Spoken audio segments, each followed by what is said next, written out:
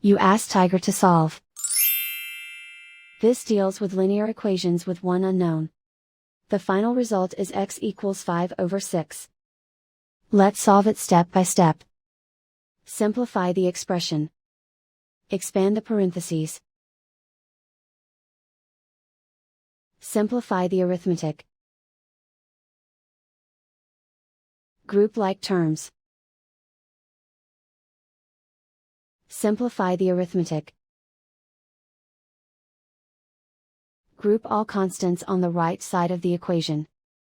Add 15 to both sides. Simplify the arithmetic.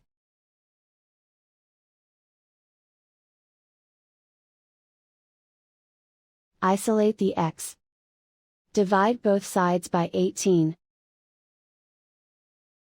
Simplify the fraction. Find the greatest common factor of the numerator and denominator. Factor out and cancel the greatest common factor.